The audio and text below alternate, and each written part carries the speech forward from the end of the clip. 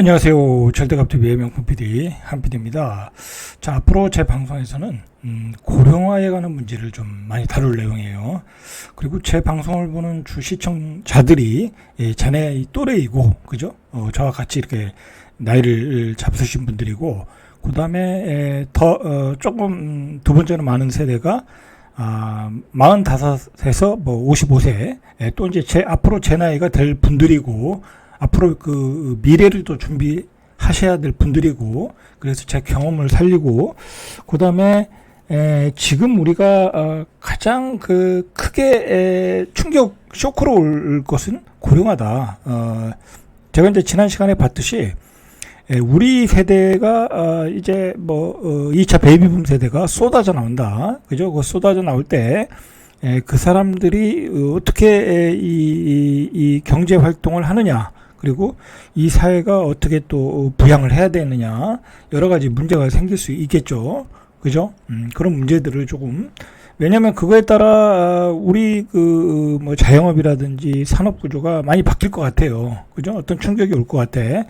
그리고 사회적 비용도 많이 들어가고 그런 사회 구조 조정이 오는데, 사실 제가 요즘 그거에 대해서 자료들을 이렇게 대충 살펴보는데 생각보다 자료들이 별로 없어요. 생각보다 자료들이 별로 없다. 자, 그것은 뭐냐면 뭐랄까요? 좀 대비를 안 하고 있는 것 같아요. 그죠? 대비를. 그걸 대비를 한다고 하면 사실 제대로 올라가면 어떤 혁신적인 조치들이 나와야 되는데 그걸 안 하고 있다. 이 일본은 보니까 이미 1970년 초반에 들면서 저출산을 걱정하기 시작했어요. 거기는 70년대에 저출산 걱정했고, 이제 80년대 들어가면서 이미 고령화로 들어갔고 그런 것 같아요. 그러면서 이제 지금 우리가 걱정하는 부분을 이미 70년대, 80년대 경험을 했단 말이에요. 그런 점에서 우리가 일본은 좀 많이 참고를 할 필요가 있어요. 어쨌든 제 방송의 이제 메인 테마는 고령화, 그죠? 고령화, 이 고령화 시대에 우리 나이 또래, 그죠? 우리 나이 또래가 어떻게 대비를 할 것인가, 그죠? 어떻게 자산을 좀 포트폴리오로 분배할 것인가, 어떻게 또 행복하게 살아갈 것인가, 여러 가지 걱정을 좀 해야 될 필요가 있어요. 조금 공부를 해보니까 굉장히 우리가 대비해야 될 부분들이 많아요. 그런 부분들을 앞으로 많이 제작을 해서 이야기를 해드리겠습니다.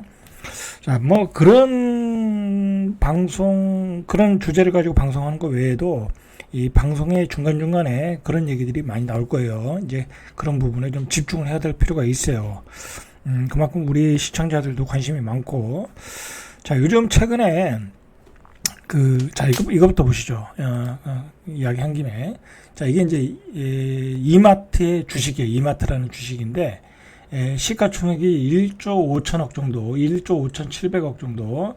근데 PBR이 0.14. 그러니까 이 회사의 그 자산 가치는 한 10조 이상은 된다는 얘기야. 10조 이상은 되는데 주식이 1조 5천억밖에 안 된다라는 거야. 그죠? 엄청 떨어졌다는 얘기죠. 그죠? 자, 제가 오늘 주식 얘기를 하려는 건 아니에요. 주식 얘기를 하려는 건 아니고, 이 회사의 이 주식의 어떤 폭락이 보여주는 의미가 있어요. 자, 이 회사가 33만원, 이게 언제야? 2011년에 33만원 고점을 찍고 지금 54,800원, 거의 9배, 8배 떨어졌죠? 그죠? 54,800원. 주봉으로 볼까요? 주봉으로 보는 것보다 월봉으로 보는 게 낫겠네. 그죠? 33만 4천원 찍고 54,800원. 자, 근데 이 회사가 왜 떨어지겠어요? 두 가지 이유가 있죠. 첫째는 이제 쿠팡 같은 온라인 기업들이 대세이고, 그 다음에 우리가 솔직한 얘기로 요즘 이 대형마트 안 가잖아요. 그죠? 여기서 클릭하면 그냥 인터넷으로 다 주문하잖아요. 그죠? 굳이 이마트를 갈 필요가 뭐 있어요? 잘 안 간다고. 요즘 이마트도 안 가니까 차라리 그냥 쑥탁함으로 주문하잖아요. 그죠? 그러니까 당연히 주가가 떨어지는 거고. 두 번째 이유로는 내수 산업이 맛이 갔다라는 거예요. 내수 산업이. 지금 이 주식만 그러는 게 아니에요. 이 주식만 그러는 게 아니라 또 뭐가 있을까요?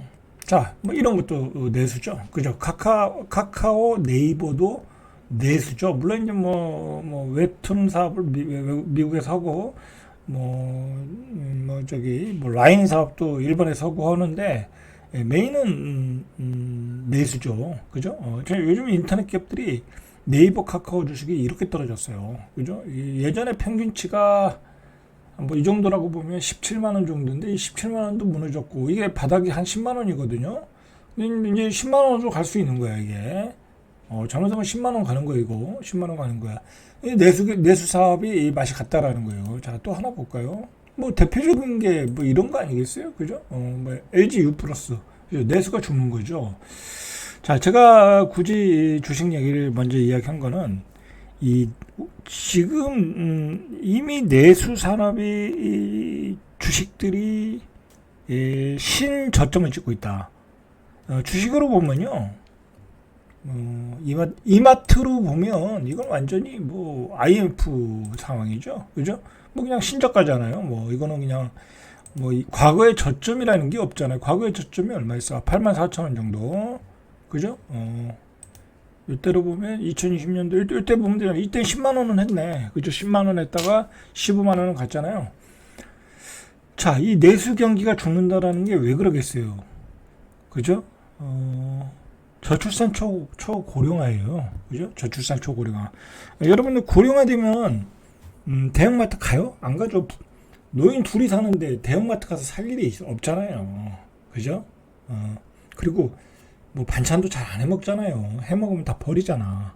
그러니까 그냥 집 앞에서 사 먹거나 아니면 뭐 쿠팡에서 시키거나 조금씩 저출산 초고령화. 자, 그게 이미 우리 내수 시장을 강타하고 있어요. 강타하고 있다. 내수 시장을. 그래서 요즘 주식 시장에서요. 내수 관련주들이 완전히 다 저 모양이야. 뭐 제가 다른 주식 얘기 안 할게요. 뭐 섬유도 그렇고. 그죠? 사실 우리나라로 보면요. 지금 6위에요. 내수는 완전히 꼬꾸라지고 있죠. 그리고 우리 경제 수출을 주도했던 것들이 또 중국과 중동 때문에 사양학길로 가는 것도 있어요.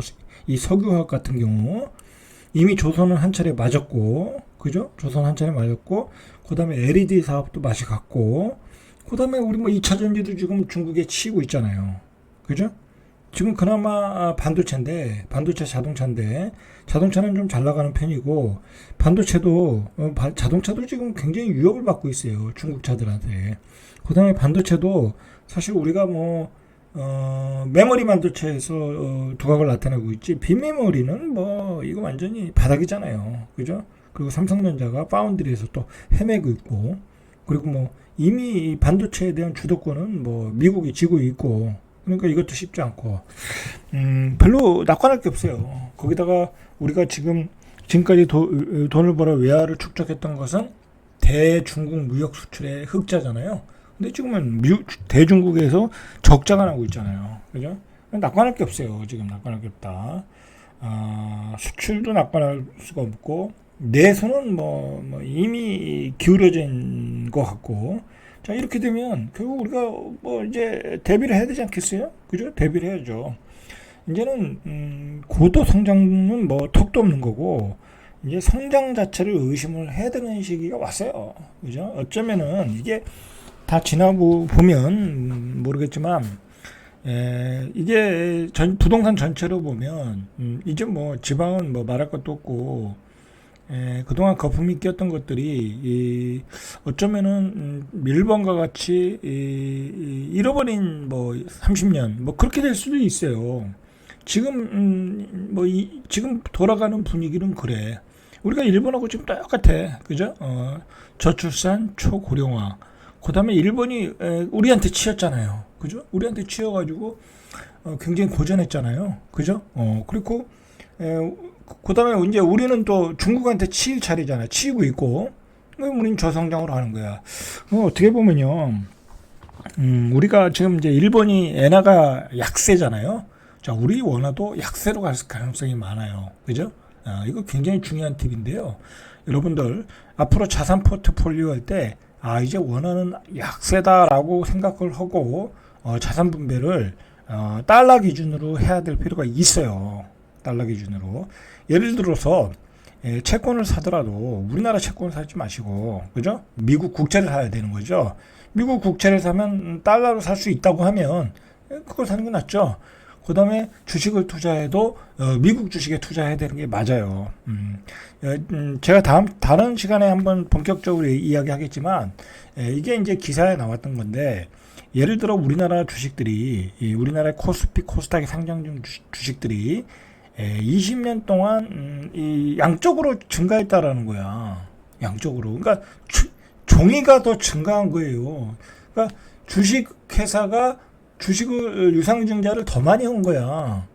근데 그게 기업의 본질엔 맞지 않거든요. 주주 입장에서는 그 회사가 계속해서 주식을 발행한다는 건 내 주식의 가치가 떨어진다는 거잖아요. 그러면 주식이 올라가겠어요? 안 올라가지. 그죠? 근데 미국은 보니까 주식 수가 오히려 감소했다는 거야. 걔들은 그냥 주주를 위해서 뭐 그냥 그 소각을 하고, 그죠? 자사주 사들여서 소각을 하잖아요. 뭐 유상증자는 꿈도 안 꾸고. 저도 어떤 주식을 보니까 제가 가지고 있는 어떤 미국의 바이오 주식인데 한 7주 정도 있는데 그냥 한번 사봤어요. 사봤는데 뭐 회사가 제대로 돈을 못 버는 것 같은데도 맨날 그 뭐죠? 배당을 해주는 거야. 야, 그래서 참 미국 회사는 대단하다. 그냥 손실 나도 그냥 배당만 받고 가도 그냥 절대 손해는 안 보겠구나. 그런 생각도 들더라고요. 그죠? 그러니까 여러분들 이게 거시적인 측면으로 봐야 돼. 우리 수출 경쟁력은 떨어진다. 내수는 시장은 유축이 된다. 그러면 우리 원화도 일본처럼 약세가 되고 있고 더 떨어질 가능성도 있다. 그러면 우리는 지금 자산을 달러로 바꾸고 가야 된다. 그리고 너무 많은 돈을 빚을 내서 그러니까 자기가 빚을 안 내고 뭐 싸면 사도 돼요. 네, 정주 요건을 내가 살 집을 사면 되는 거야. 그러니까 예를 들어 지금 뭐 경기도 외곽 같은 데는 싸잖아요. 그죠? 그것도 비싸다고 하면 그건 말이 안 되는 거고. 그죠? 그것도 비싸다고 하면 그건 죽을 때까지 못 사는 거고. 아니 전세가 4억인데 매매가가 6억이면 뭐 그거 다 온 거죠. 그죠? 그건 사야 되는 거 맞는 거예요. 근데 내가 서울에다가 한 15억짜리 집을 사는데 한 6, 7억 막 대출을 받아.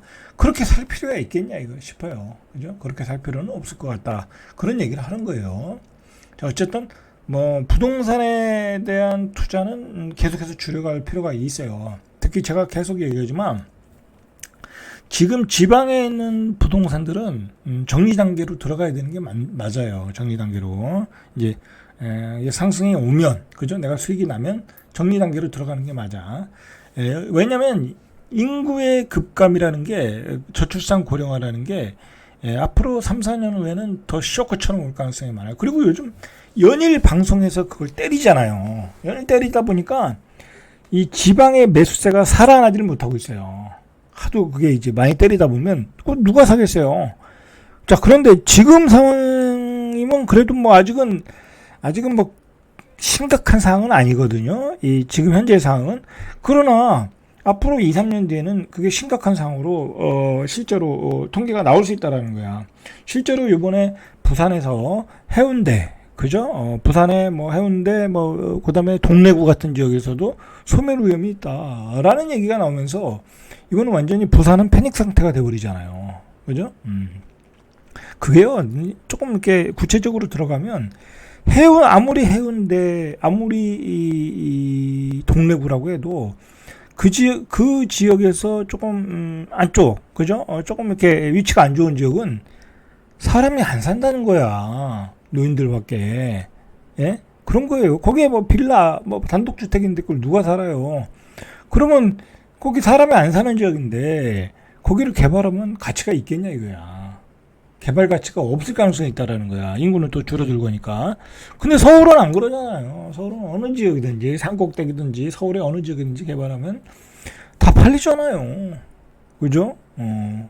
그리고 이거 좀 오늘 뭐 그 얘기는 아닌데 저출산 고령화가 되면 도시로 집중을 한다는 거야. 이 큰 도시를 집중할 수밖에 없어요. 예를 들어 뭐 대전 외곽에 사시는 분들은 뭐 논산이나 금산에 사시는 분은 대전으로 올 수 있는 거고 아니면 세종으로 올 수 있는 거고 그 다음에 뭐 경기도 외곽에 사시는 분들은 더 뭐 수원이나 뭐 동탄 뭐 그런 데로 집중할 수 있고 뭐 서울은 말할 것도 없고 이게 고령화가 되면 이 도시의 인프라의 시설에 대한 의존력이 더 커지거든요.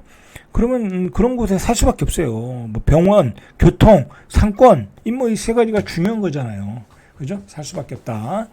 그래서 고령화가 되면 도시 집중화가 더 일어난다라는 거예요. 그러니까 우리가 앞으로 부동산 포트폴리오를 어떻게 가져갈 건지, 재테크를 앞으로 어떻게 할 건지 여러분들 고민을 많이 할 필요가 있고, 제가 그런 얘기를 많이 해드릴 거예요. 제가 그 방면에 대해서 공부를 하고 또 어떤 시대의 변천에 따라 어떻게 투자를 해야 되는지는 제가 뭐 평생 고민한 거니까, 그죠? 그 노하우를 여러분들한테 알려드리겠습니다. 자, 이제 오늘 주제로 넘어갈게요. 사설이 좀 길었는데, 요즘 이제 집값이 폭등하잖아요. 집값이 폭등하고 있는 거예요. 서울, 그죠? 지방은 완전히 시베리아고, 요즘 제가 그런 생각이 들어요. 지방이 왜 이렇게 분위기가 안 살까라고 생각을 해보면, 지방에 집을 살려고 투자하는 사람들은 이미 서울로 다 날라갔고, 그죠? 지방에 집 살 생각 안 하는 거예요. 그 사람들은 서울에 사지 미쳤다고 지방에 사요? 지방이 싸지도 않아. 그 다음에 지방에서 낡은 구축에 사는 사람들은 내 집값이 3억에서 4억이야. 근데 분양을 받으려니까 7억에서 8억 내래. 근데 그렇게 부담할 돈이 없어요. 그 사람들한테. 내 집이 팔리지도 않고 팔아서 거기다가 3억 4억을 보태서 그 집을 산들 올라갈 것 같지가 않아. 올라가더라도 취득세 내고 뭐 내고 하면 남는 게 없어. 그러니까 안 팔리는 거예요. 결국은 그러면 누가 사줘야 되죠? 그냥 서울에서 그 분양권 사는 애들이 그냥 단타치로 들어오는 거예요. 그냥 가끔 팔리는 거는 걔들이 샀다가 입주 때 팔아먹는 거예요. 돈 1,000만 원 먹고. 뭐 그것밖에 없는 거예요. 그나마 그렇게 되면 다행인 거예요. 그러니까 분양이 안 되는 거예요, 그게. 자, 그런 상황에서 지금 우리 가계 소득 대비 빚이 그 증가를 해서 그 속도가 세계 4위 수준이라는 거예요. 이게 나온 거예요. 그러니까 우리가 지금 하고 있는 것을 좀 봐야 돼요. 우리가 세계적인 기준으로 볼 때 우리가 어느 정도 이게 빚을 내서 집을 사는 건가. 이 DSR 기준으로 보니까 이 DSR이라는 게 소득 대비 부채 원리금 상환 부담이에요. 그러니까 내 소득 가지고 원금과 이자를 상환할 수 있는 어떤 부담의 정도, 그죠? 그거라고 보시면 돼요. 자, 그거라고 봐야 되는데 국제은행 결제 BIS에 따르면 지난해 한국 가계부담의 총 부채 원리금 상환 비율이 지난해 14.2%였는데 이게 어느 정도냐인 거를 봐야 돼요. 비교를 해봐야지 우리가 어느 정도 과열됐나 알 수 있잖아요. 그죠? 자, 이는 집계 대상인 세계 주요 17개 나라 중 OECD 국가들이겠죠. 노르웨이가 18.5%. 노르웨이도 뭐 엄청 빚을 내고 집을 사는 거예요. 호주도 뭐 엄청 집값이 올랐잖아요. 그죠? 캐나다도 엄청, 보니까 이게 호주, 캐나다, 노르웨이 다 이 집값이 폭등한 지역이야. 그죠? 네 번째라 이거, 네 번째. 네 번째로 BIS DSR 기준이 높더라. 엄청 빚을 내고 집을 사고 있더라는 거야. 자, 14점 몇 프로. 자, 이 보면 스웨덴이 12.8%. 스웨덴도 집값이 비싸죠. 네덜란드 12.4%. 자, 그 집값이 비싸다고는 영국이 8.7%. 그죠? 미국이 7.6%. 일본도 7.5%. 자, 우리의 2배예요, 지금. 한국은 소득 대비 빚 상환 부담이 늘어나는 속도 역시 주요국 중 네 번째로 빨랐다. 그러니까 지금 그 늘어나는 DSR이 늘어나는 속도도 네 번째로 빨랐다라는 거죠. 지난해 한국의 DSR은 14.4%였는데 0.8%가 상승했는데, 자, 호주가 3.3%, 노르웨이가 3포인트, 캐나다 1포인트, 그 다음에 우리나라였다는 거예요. 지금 그러니까 지금 우리는 엄청나게 빚을 내서 집을 사고 있는 거예요. 오버슈팅 하고 있는 거예요. 왜냐면 집값이 오른다니까. 그죠? 집값이 오른다니까. 자, 근데 그것은 정부가 그걸 부추기는데 원인이 분명히 있어요. 아니 뭐 정부에서 막으면 그만이죠. 그죠? 대출을 이제 차단하겠다, 좀 강하게 규제를 하겠다고 하는데 오히려 더 풀어졌어. 왜냐면 막 주택 경기 살리려고. 정부 입장에서는 세금이 들어와야 되니까, 그죠? 뭐 집도 많이 팔려서 취득세, 양도소득세 들어와야 되니까 세수의 많은 부분이 이 양도소득세, 취득세거든요. 뭐 취득세라는 게 아파트만 져서 나오는 게 아니잖아요. 그죠? 건물 지면 취득세가 나오는 거고. 국가는 중요한 게 세금이에요. 다른 거 좀 없어요. 뭐, 일반 국민들이 빚을 내서 집을 사건 말건 관심 없어요, 여러분들. 국가는 오직 세금이 중요한 거야. 그죠? 세금 안 들어오면 걔들 뭐, 자기들 월급도 못 가져가고, 그 다음에 국가를 운영할 수 없잖아요. 그죠? 그러면서 은행에 돈은 많아. 그죠? 왜냐면 기업들이 대출을 못 해가니까. 그러니까 기업과 정부가 이제 기획을 해가지고 만든 게 바로 신생아 특례 대출이다. 그래서 5개월 만에 6조가 나왔다. 왜냐면 집을 안 사니까. 그죠? 집을 안 사니까 신생아 특례 대출이라는 특별 금리를 만들어서 풀었더니 그 중에 3분의 1이 경기도 가서 집을 샀더라. 이런 거예요. 경기도 가서. 자, 결국은 국토부 장관은 신생아 대출이 집값 폭등의 원인이 아니라고 하지만 신생아 대출이 집값 폭등의 시발점이 된 건 맞아요. 그죠? 맞아요. 거기다 집을 팔아서 돈을 만든 사람은 어떻게 하겠어요? 그것 가지고 마용성으로 달려갔겠죠. 그죠? 그래서 마용성의 집값이 뛴 거예요. 이렇게 뻔한 얘기를 국토부 장관은 아니라고 하니까 지금 국토부 장관이나 좌파 때 새빨간 거짓말했던 국토부 장관이나 매한가지라는 생각이 들어요. 자, 총 23,412건 중 이게 이제 5조 8,597억 원이 나왔는데 신생아 특례 디딤돌 대출을 받은 이 가구 중 33%는 경기도에 집을 샀다라는 거예요. 그래서 대출 신청이 5,269건, 전체 금액으로 보면 1조 6,171. 자, 경기도는 그랬고 또 인천 가서 샀겠죠. 그죠? 인천도 8.1%. 서울이 오히려 적어요. 7.7%. 서울은 9억 가지고 살 수가 없으니까. 서울에서 9억 가지고 살 집이 별로 없어요. 그죠? 이렇게 서울, 경기도, 인천, 그죠? 41%, 거의 50% 이상이 집을 산 거예요. 50% 이상의 집을 산 거야. 자, 비수도권에서는 대구, 부산, 이런 지역에서 한 1,000건을 넘었다라는 거죠.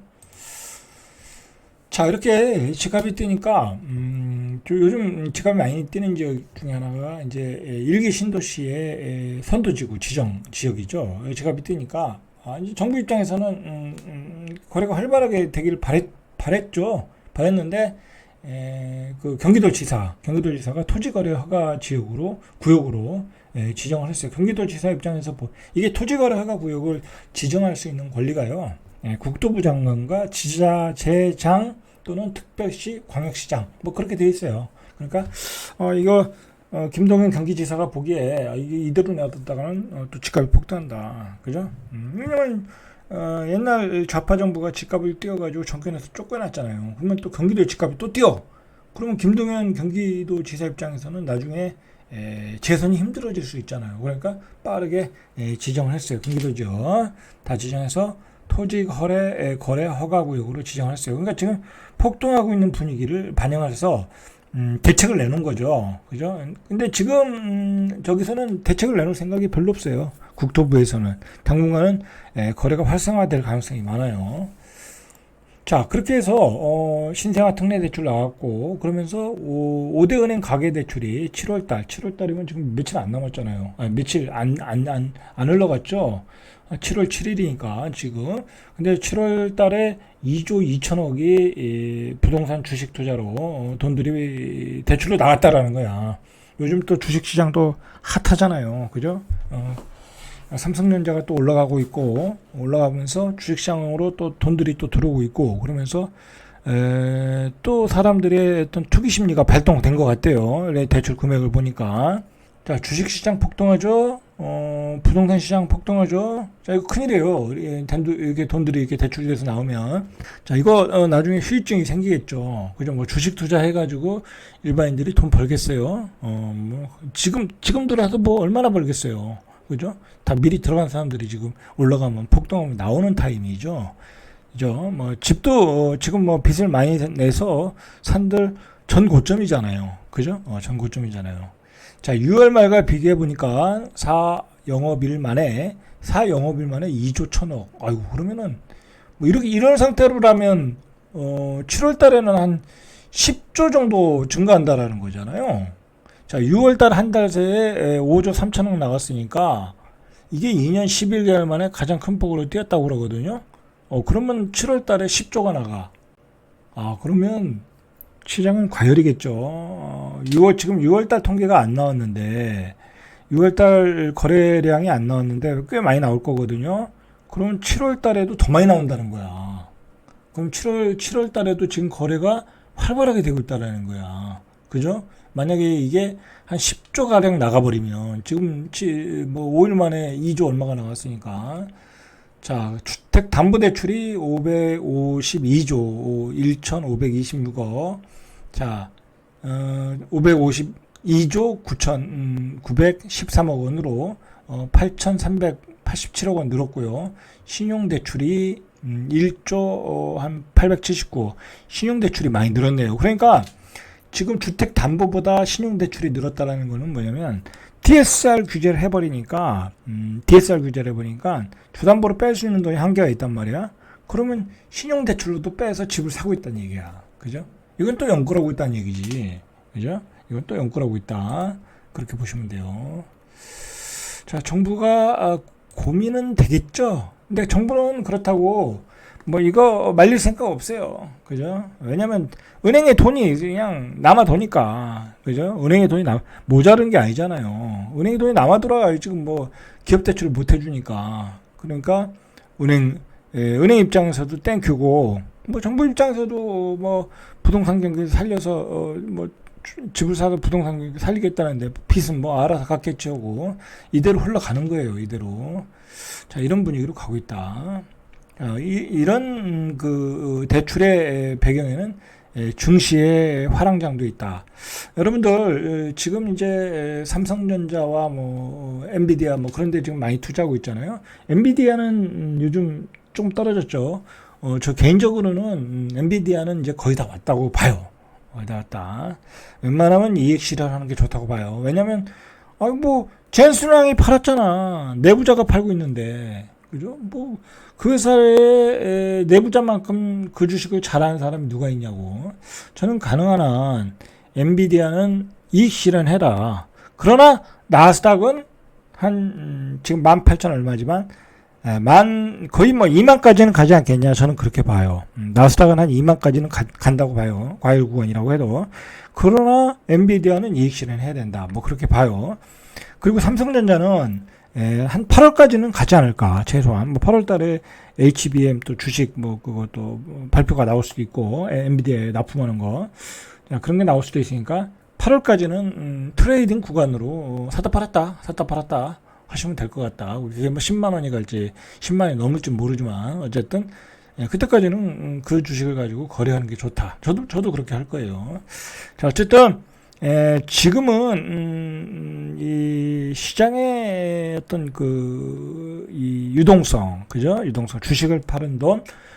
그저께 삼성전자가 엄청나게 오르면서 한 이틀 동안 한 2%씩 막 오르면서 사실 뭐 많이 오른 것도 아닌데, 하루 만에 87,000원인가 나왔는데 2,000 얼마 올라서 2조인가 넘게 나왔어요. 그 개인들이 물렸던 거 다 파는 거거든요. 막 한 3년, 5년 물렸다가 본전 오니까 얼마나 감격스럽겠어. 그죠? 저라도 팔아요. 어쩔 수 없어, 그건. 심리상. 더 가더라도 그건 어쩔 수 없는 거야. 그거 팔았어. 그럼 하루에, 2,500원씩 오르면 하루에 삼성전자에서 2조씩 나오는 거야. 자, 그러면 그 판돌이 어디로 가겠어요? 또 주식시장으로 가겠어요? 주식시장으로 안 가죠. 뒤도 안 돌아보고 나올 가능성이 있어요. 그럼 어디로 가겠어요? 바로 이런 부동산 시장으로 들어오는 거예요. 시장이 좋다고 하니까. 그래서 이런 마용성 이런 지역을 사는데 보태고 있을 가능성이 많아요. 그죠? 그러니까 이 지금 부동산 시장이 걱정스러운 게 뭐냐면 이 하루에 2조씩 팔아가지고 예를 들어 앞으로 계속 판다. 삼성전자가 계속 올라가. 뭐 주식이 또 계속 올라가. 그럼 개인들이 계속 팔 거 아니야.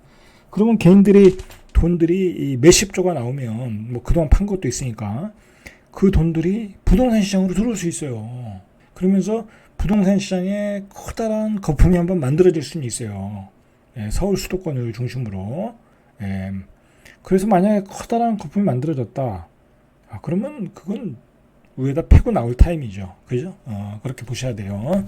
자, 그거는 염두에 두시고 앞으로 대처를 하시면 될 것 같아요. 자, 오늘은 여기까지 이상 절대값TV의 명품 PD 한 PD였습니다.